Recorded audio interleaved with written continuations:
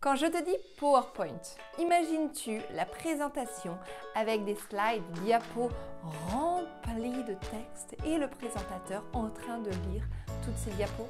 Peut-être même que tu penses que PowerPoint, c'est fini, c'est has-been. Ou alors tu as une présentation PowerPoint à faire et tu te demandes comment en faire une qui va sortir du lot. Dans cette vidéo, je vais t'expliquer comment faire un PowerPoint qui va mettre en valeur ta présentation et faire une bonne impression auprès de ton audience. Pour les meilleurs conseils et tutos en communication orale en vidéo et en public, abonne-toi à ma chaîne YouTube et clique sur la petite cloche pour être notifié à chaque nouvelle vidéo. Les gens se souviendront bien plus de ce que tu leur auras fait ressentir que de ce que tu leur auras dit. Non, ça n'est pas de moi.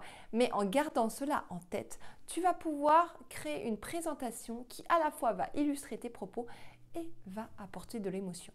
Je suis Aurélie de thegoodspeech.com et je vais te partager dans cette vidéo les 7 règles qui me semblent incontournables pour réussir sa présentation PowerPoint. Premièrement, identifie clairement les objectifs de ton PowerPoint. Pourquoi fais-tu ce PowerPoint?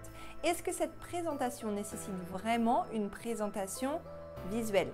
Qu'est-ce que tu veux que ton audience ressente lorsqu'il voit tes diapos? De la joie, de la tristesse, du questionnement, de la remise en question. Tout est envisageable. Rappelle-toi que le PowerPoint doit être bien plus qu'un simple support de notes.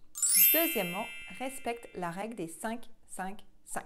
Il existe beaucoup de règles en matière de PowerPoint, mais la règle des 5-5-5 est plutôt intéressante. Voilà en quoi elle consiste. Pas plus de 5 mots par ligne, pas plus de 5 lignes par slide et pas plus de 5 slides à la suite avec pas mal de texte. Troisièmement, choisis des fontes et des couleurs visibles et lisibles. Et oui, évite de choisir la super fonte très sympa, très jolie, mais juste illisible. Parce que peut-être que toi, tu arrives à la lire quand tu es face à ton ordinateur, mais quand tu es par exemple dans une salle, il faut que les personnes qui soient au fond de la salle arrivent à bien lire les quelques mots que tu auras mis sur ta slide. Évite aussi des choix de couleurs qui rendent ta slide illisible. Par exemple, écrire en blanc sur un fond jaune, c'est pas terrible. Évidemment, les couleurs et les fontes doivent respecter ta charte graphique, mais surtout, il faut que tes slides soient clairs et lisibles. Quatrièmement, identifie les images qui sont nécessaires pour ta présentation PowerPoint. Quand tu vas créer ta présentation PowerPoint, il faut toujours te dire quelle image je peux mettre pour illustrer cette information. Au lieu de mettre ton image en tout petit sur ta slide à côté de ton texte, je t'invite à mettre tes photos directement en mode grand écran. Je vais tout de suite te montrer un exemple, voire 2 exemples de slides avant et après et tu me diras ce que tu en penses.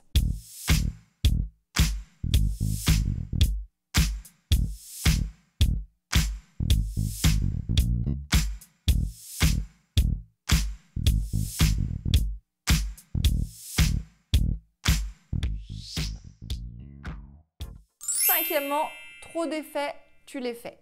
Pose-toi à chaque fois la question, est-ce que cet effet apporte quelque chose de plus à ma slide? Parce que l'effet va retarder le partage d'informations. Alors, est-ce que c'est vraiment important pour cette slide ou pour cette information d'être retardé d'une demi-seconde, d'une seconde, de 2 secondes? Pourquoi ne pas mettre toute l'information directement en une fois sur ta slide? C'est important de te poser la question à chaque fois parce que vraiment, trop d'effets, tu les fais. D'ailleurs, t'en penses quoi toi des effets? Tu les utilises régulièrement? Ça te plaît? Dis-moi en commentaire. Sixièmement, fais relire ta présentation.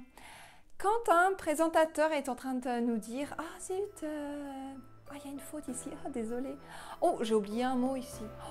Oh, je me suis trompée là-dessus. » Franchement, tu as envie de lui dire « Mais t'as pas lu en fait ta présentation avant de nous la faire ?»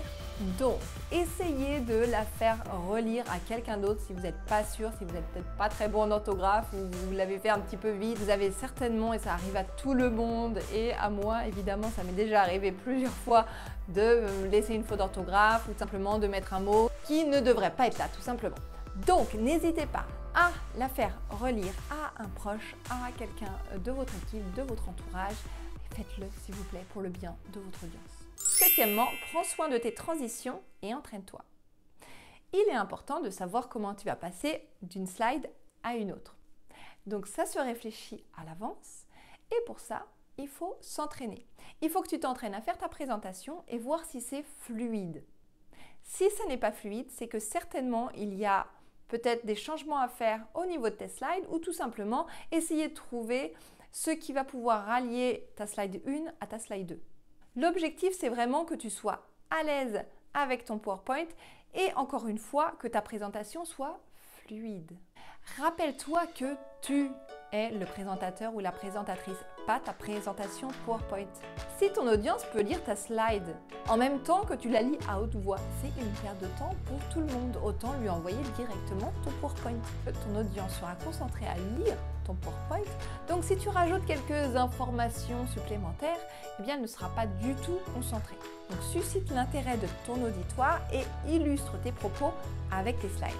Si tu souhaites que l'on revoie ta prochaine présentation PowerPoint ensemble, n'hésite pas à m'envoyer un email à aurélie@thegoodspeech.com.